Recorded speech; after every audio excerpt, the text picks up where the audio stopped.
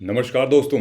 आइए समझते हैं भारत की फॉरेन पॉलिसी के बारे में, जो कि आजकल बहुत न्यूज़ में आ रही है जब से भारत ने एब्सटेन कर लिया है वोट देने को यूनाइटेड सिक्योरिटी काउंसिल में, ना कि रशिया के फेवर में, ना ही यूएस के फेवर में और ना ही यूक्रेन के फेवर में।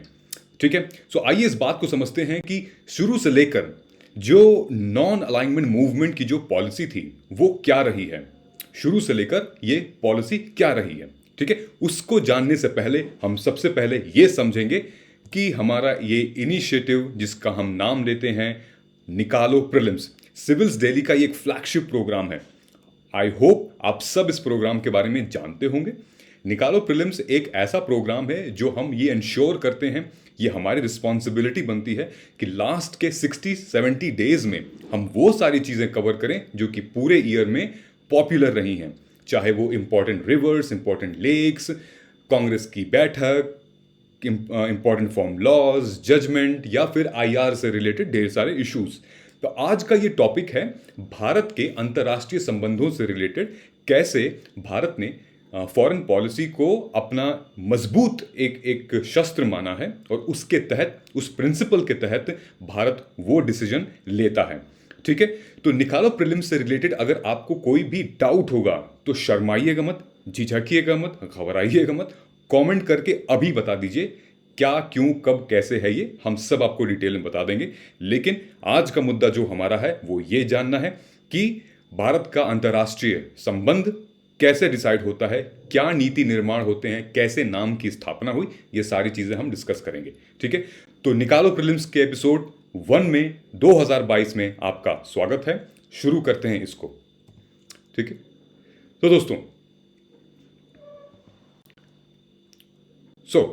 दोस्तों हम सबको पता है कि भाई recently Ukraine crisis, Ukraine war में इंडिया ने वोट देने से एक तरीके से मना कर दिया। मना एज एन कि ना ही फॉर में ना ही अगेंस्ट में। ठीक है, ये जो नीति है भारत की नॉन अलाइनमेंट मूवमेंट, मतलब कि ना हम किसी पक्ष में होंगे, ना विपक्ष में होंगे, ना किसी के फॉर के अगेंस्ट में, लेकिन हमारी एक अपना स्टैंड रहेगा। हम दोनों देशों के साथ ही काम करेंगे, हम दोनों देशों के सपोर्ट सिस्टम बने रहेंगे। ठीक है, सो इस आर्टिकल से रिलेटेड हम ये कुछ चीज़ें जान लेते हैं, जैसे कि नेहरू जी से रिलेटेड ये बात है। ठीक है, so talking about India's Nehru ji का, प्राइम मिनिस्टर जवाहरलाल नेहरू, इन्होंने शुरू में फाउंडिंग मेंबर्स रहे हैं नाम के। ठीक है, और since he was not only the prime minister but also foreign minister for the last 17 years which were the formative years of Indian independence day. Nehru ji के अंतर्राष्ट्रीय संबंध जबरदस्त थे, तभी उनका हिंदी चीनी भाई भाई, और जब भी कोई विदेशी हमला करता था भारत के ऊपर तो इनको दिल में दर्द होता था। और कहते हैं 1962 के बाद, इंडिया चाइना वॉर के बाद ही नेहरू जी को हृदयघात हुआ और इस वजह से शायद वो सदमा वो बर्दाश्त नहीं कर पाए। आइए हम जानते हैं हमारे ऑब्जेक्टिव्स क्या हैं, भारत के कुछ फॉरेन पॉलिसी की क्या ऑब्जेक्टिव है। प्रिजर्वेशन ऑफ नेशनल इंटरेस्ट, ठीक है, हमारे जो नेशनल इंटरेस्ट है उसको प्रिजर्व करना। ठीक है, अचीवमेंट ऑफ वर्ल्ड पीस, डिसआर्मेंट, ठीक है, इंडिपेंडेंस, ये कुछ ऑब्जेक्टिव्स हैं। ठीक है, ये फॉलो करता है हमारा इंडियन फॉरेन पॉलिसी। प्रिंसिपल्स क्या हैं दोस्तों, आईएफपी के principles, Panchsheel, non alignment, anti colonialism, anti imperialism, anti racism, foreign add, ये कुछ हमारे प्रिंसिपल्स हैं।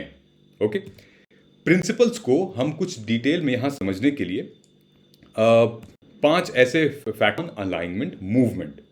ठीक है, अलाइनमेंट मूवमेंट से रिलेटेड कुछ बातें जो कि मैं आपको यहां पे बता, और दूसरी चीज वहां पे है पंचशील, और तीसरा है article 51 of our Indian constitution. तो दोस्तों आर्टिकल 51 हमारा भारत के संविधान में आर्टिकल 51 क्या इंश्योर करता है, आप हमें कमेंट करके बताइएगा कि ये कौन से पार्ट में आता है आर्टिकल 51। ठीक है, तो पंचशील के तहत ये कुछ फॉरेन पॉलिसी हैं इंडिपेंडेंट इंडिया की। पंचशील के तहत ये क्या इंश्योर करते हैं, हम ये इंश्योर करते हैं कि भाई टेरिटोरियल इंटेग्रिटी मेंटेन रहनी चाहिए। ठीक है, सॉवरेनिटी, संप्रभुता मेंटेन रहनी चाहिए, मतलब कि आप खुद का डिसीजन, आप अपने कंट्री का डिसीजन खुद लीजिए। तो जो आपके कंट्री के हित में या अहित में जो आखिरी फैसला होगा वो आपका कंट्री का सदस्य ही लेगा और कोई नहीं लेगा। Non aggression, non interference, each others और internal affair, equality, mutual benefit, ये कुछ ऐसे पॉलिसीज हैं जो कि पंचशील के तहत आते हैं। ठीक है, एक है, हम सबने जाना है, जिस पे अभी हम चर्चा करेंगे, नॉन अलाइनमेंट की। नॉन अलाइनमेंट बेसिकली ये एक ऑटोनॉमी देता है, इंडिपेंडेंस देता है उन राज्यों को, उन देशों को, उन कंट्रीज को कि जो अपने संबंध खुद डिसाइड करें, ना तो किसी के प्रेशर से डिसाइड करें। जैसे आज के टाइम पे भारत ने एक ऑटोनमस डिसीजन लिया है, एक स्ट्रैटेजिक ऑटोनॉमी है भारत के पास कि उसने डिसाइड किया है कि it will abstain from voting. Okay, so basically ये एक तरीके से नॉन आइसोलेशनिज्म की बात कह सकते हैं, आप नॉन इन्वॉल्वमेंट की बात कह सकते हैं, क्योंकि ये एक डायनेमिक कंसेप्ट है। ठीक है, नॉन अलाइंग मूवमेंट की पॉपुलैरिटी धीरे धीरे डेवलपिंग कंट्रीज में बढ़ती गई। ठीक है, अब ईस्ट वर्सेस वेस्ट जब होगा, ठीक है, तो ये तो ऑलरेडी सुपर पावर्स हैं, ये ऑलरेडी स्टैब्लिश्ड हैं, लेकिन जो कंट्रीज ग्रो कर रही हैं उनको इनकी ज़रूरत पड़ सकती है, उनको इनकी इकोनॉमीज की ज़रूरत पड़ सकती है, फंडिंग, इंफ्रास्ट्रक्चर, इन्वेस्टमेंट की ज़रूरत पड़ सकती है। इस वजह से जो डेवलपिंग कंट्रीज हैं वो नॉन अलाइनमेंट मूवमेंट को फॉलो करते हैं कि एब्सटेन करते हैं किसी भी पार्टी में जाने से। आप अपनी लड़ाई खुद लड़िए, ईस्ट वर्सेस वेस्ट, हम अभी नहीं आएंगे। हालांकि नेहरू जी इस स्टेप को एक सेल्फिश स्टेप माना करते हैं, लेकिन ज़रूरी भी है, नेशनल इंटरेस्ट के लिए बहुत ज़रूरी है। हाँ, सेल्फिश हैं हम, क्योंकि हम अकेले तो नहीं है ना, हमारे साथ 135 करोड़ की जनता है, उसका भी तो भविष्य है। एंटी कोलोनियलिज्म, ये एक इंपॉर्टेंट कंसेप्ट निकल के आता है जो भारत अपने फॉरेन पॉलिसी में इंक्लूड करता है। एंटी कोलोनियलिज्म की जब हम बात करेंगे तो दोस्तों ये है जो ठीक ब्रिटिश हुकूमत हमारे साथ किया करती थी 1947 से पहले, ईच एंड एवरीथिंग। तो भारत इसकी निंदा करता है, इसका सपोर्ट बिल्कुल नहीं करता है, चाहे वो साउथ अमेरिका के साथ हुआ हो, चाहे वो नामीबिया के साथ हुआ हो, या चाहे वो नायरोबी में हुआ हो, चाहे वो अपर्टहेड हो। तो भारत इसका सपोर्ट नहीं करता है। जहाँ जहाँ कोलोनियलिज्म होगा वहाँ वहाँ भारत उस देश को सपोर्ट करेगा जो कि जूझ रहे हैं, स्लेवरी से जूझ रहे हैं। और यहीं पे हमारा आर्टिकल 51 आ जाता है, जहाँ पे ये निहित है, जहाँ पे ये इंसर्टेड है आर्टिकल 51 में, that state shall endeavour to promote international peace and security. ठीक है, so that it maintains just and honourable relation between nations. ठीक है, ये आप सबको पता है, आर्टिकल 51 एक बहुत ही इंपॉर्टेंट आर्टिकल बनता है। इस संदर्भ में हम आते हैं Ukraine war, India and stand of non alignment. तो आज जो बात चल रही है, क्योंकि ये इंपॉर्टेंट इसलिए है दोस्तों कि आपके आने वाले प्रीलिम्स में ये क्वेश्चन आ सकता है। इसलिए आ सकता है क्योंकि भारत के खुद जो प्राइम मिनिस्टर रहे हैं श्री जवाहरलाल नेहरू जी, उनका ये फाउंडिंग फादर थे इसमें। ठीक है, तो इस वीडियो को आप पॉज कर लीजिएगा, इसको देख लीजिए, इसको समझ लीजिए, क्योंकि ये कुछ बेसिक की पॉइंट्स हैं नाम से related. Last year Nehru ji के बर्थडे के टाइम पे इसकी 60th एनिवर्सरी मनाई गई थी। 1961 में इसकी स्थापना हुई थी। ठीक है, जिसके लीडरशिप यूगोस्लाविया में हुआ था, ये जिसके लीडरशिप में नेहरू जी का भी उसमें बहुत बड़ा सहयोग था। और सर्बिया जैसे कैपिटल, बेलग्रेड जैसे कैपिटल भी एनिवर्सरी मनाते हैं इसकी। ठीक है, बेसिकली इसकी जो स्थापना हुई थी, स्टैब्लिशमेंट हुआ था, वो कोल्ड वॉर के दौरान हुआ था कि जो पोलराइजेशन है ईस्ट वर्सेस वेस्ट, इसको बैलेंस करने के लिए कुछ कंट्रीज जो हैं वो नाम पॉलिसी अपनाती हैं। ठीक है, ये है ये कुछ कंट्रीज हैं जो रेड में हाईलाइटेड हैं, वो मेंबर कंट्रीज हैं। ठीक है, पॉलिटिकल इकोनॉमिक टर्मोइल से बचने के लिए, इकोनॉमिक सैंक्शन से बचने के लिए इन चीज़ों का उपयोग किया जाता है, इस पॉलिसी का उपयोग किया जाता है। ठीक है, so member countries prevented movement for developing. ठीक है, non alignment movement completely lost its influence due after the death of जो यूगोस्लाविया के जो चीफ थे, उनके मरने के बाद 1980 के बाद। और कहा जाता है कि 1990 के दशक के बाद नॉन अलाइन मूवमेंट की जो अहमियत है वो थोड़ी सी ख़त्म होने लगी थी, क्योंकि सोवियत संघ टूट गया था 15 हिस्सों में। ठीक है, फिर धीरे धीरे लोग मतलब इस चीज़ों पे ध्यान नहीं दे रहे थे और बहुत पर्सनलाइज्ड हो गए थे। लेकिन आप ये भी तो देखिए, सोवियत संघ जब टूटा था उसके बाद से लेके कोई ऐसी मेजर थ्रेट नहीं आई इकोनॉमी पे किसी। आज के टाइम पे अब दिख रहा है आपको इसकी रेलेवेंस कि अब जो है वो पोलराइज्ड हो रहा है। अब धीरे धीरे यूएस और चाइना के बीच में टेंशन्स बढ़ रही हैं। अब धीरे धीरे इंडिया और चाइना के बीच में टेंशन्स बढ़ रही हैं। यूएस और रशिया के बीच में टेंशन्स बढ़ रही हैं। यूरोप और चाइना रशिया के बीच में टेंशन्स बढ़ रही हैं। तो यहाँ पे ये इंपॉर्टेंट है जानना। नॉन अलाइनमेंट मूवमेंट की जो एनिवर्सरी थी उसमें सबमिट हुआ था, और recently last year Modi ji ने नॉन नाम की समिट में पार्टिसिपेट किया और ये एड्रेस किया था। ठीक है, ये कुछ फाउंडिंग मेंबर्स हैं, आप देख सकते हैं यहाँ पे। आप वीडियो पॉज करके इजीली समझ सकते हैं। इस फिगर को मुझे ले आने का मतलब ये था, 5 पॉलिसीज जिस पे नाम काम करती है। कौन कौन सी 5 प्रिंसिपल्स हैं? पहला, mutual respect for territorial integrity and sovereignty, जो कि चाइना बिल्कुल नहीं करता है। ठीक है, म्यूचुअल नॉन एग्रेशन, ठीक है, जो कि ये 5 ऐसी चीजें हैं जो कि भारत दिल दिमाग जहन में फॉलो करता है रिलीजियसली। ठीक है, नॉन म्यूचुअल एग्रेशन। तीसरा है non interference in domestic affairs. हालांकि भारत ने कभी कभी इसका उल्लंघन किया है, म्यांमार से रिलेटेड, बांग्लादेश से रिलेटेड, नेपाल से रिलेटेड।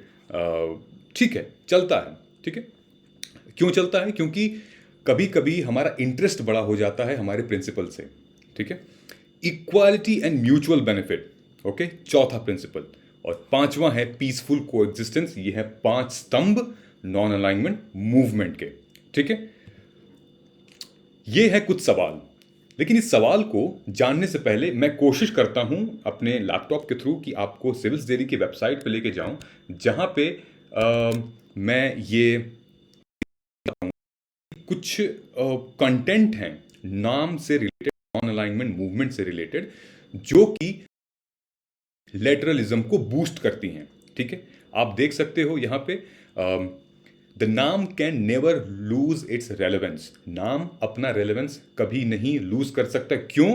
क्योंकि cold war has revitalized with time. जैसे कि मैंने आपको बताया कि trade war, protectionism, India China पर पैसिफिक नैरेटिव, इनफैक्ट मर्केंटाइलिज्म एक तरीके का जो कंसेप्ट है जो चाइना फॉलो करता है। इंपोर्ट एक तरीके से एक्सपोर्ट खूब करना, इंपोर्ट कम करना। ठीक है, एक पूरा बाउंड्री बना देना। नाम प्रोवाइड्स मच बिगर प्लेटफॉर्म। ठीक है, वो वेपन ऑफ मास डिस्ट्रक्शन को लेके और टेररिज्म से रिलेटेड, वर्ल्ड ट्रेड ऑर्गेनाइजेशन से रिलेटेड बहुत सारी कंट्रीज इसमें हैं, तो इट्स एक बिगर प्लेटफॉर्म। नाम as a tool of autonomy, जैसे कि आपने देखा कि यहाँ पे हमें एक ऑटोनोमस डिसीजन लेने का मौका मिलता है। It's a podium for Indian leadership, क्योंकि जवाहरलाल नेहरू ने आवाज़ दी थी नाम के स्थापना में भी। तो हम गर्व के साथ ये कह सकते हैं कि हम नाम के तहत ये इंश्योर करते हैं कि हम आपके साथ नहीं हैं और ना किसी और के खिलाफ हैं। ठीक है, नाम फॉर मल्टीलेटरलिज्म। ठीक है, सो ये कुछ ऐसी चीज़ें हैं दोस्तों जहाँ पे नाम का नाम है काफ़ी, और आप सिविल्स दिल्ली के वेबसाइट से इसका पूरा कंटेंट आप ले सकते हैं। ठीक है, हालांकि ये बहुत लंबा चौड़ा था, ये बर्निंग इशू था जहाँ पे हम चीज़ें समझ सकते थे, लेकिन एक छोटे से कंसेप्ट के तहत मैंने आपको सारी चीज़ें बता दी हैं। सो गोइंग फॉरवर्ड मेरा एक क्वेश्चन है जो कि I want you guys at least आप उसको सॉल्व करिए। कुछ क्वेश्चंस के मैं आपको यहाँ पे दे देता हूँ। ठीक है, सो नाम से रिलेटेड यहाँ पे एक जो 2 क्वेश्चंस मैंने यहाँ पे पुट किए हुए हैं, वो in shedding hesitancy of history, India's foreign policy seems to be moving away from non alignment movement. ये कमेंट करके आप बताइए। ये आईआर का इंपॉर्टेंट पार्ट है और इसमें थोड़ा मोड़ा हमारे GS2 का भी 3 का भी पा सकता है, ट्रेड से रिलेटेड, इकोनॉमी से रिलेटेड आप कमेंट कर सकते हैं। दूसरा भी हमारा मेंस का जो आंसर है, क्वेश्चन है, वो आप मेंशन कर सकते हैं। फ्रेमवर्क, जरूरी नहीं कि मुझे इतना लंबा चौड़ा नहीं चाहिए, आप फ्रेमवर्क डाल सकते हैं इसमें। ठीक है, तो ये 2 मेंस के क्वेश्चन है नॉन अलाइनमेंट मूवमेंट से, एक्सपेक्टेड है। ठीक है, नॉलेज रखनी बहुत ज़रूरी है, कमेंट करके बताइएगा। ठीक है, और हाँ, please please please do not forget to like, share, subscribe और बेल आइकन को हिट करना ना भूलें। ज़रूर प्रेस करें ताकि हमारी इनिशिएटिव्स हैं आने वाले टाइम पे आपको डेली मिलती रहें। ठीक है। तो उम्मीद है आपको ये एनालिसिस आज का निकालो प्रीलिम्स का फर्स्ट एपिसोड आपको पसंद आया होगा। That was very quick and fine. हम मिलते हैं अपने अगले एपिसोड में कुछ इंपॉर्टेंट करंट अफेयर्स और स्टैटिक पोर्शन का ब्लेंड के साथ। तब तक आप अपना ख्याल रखिए। जय हिंद।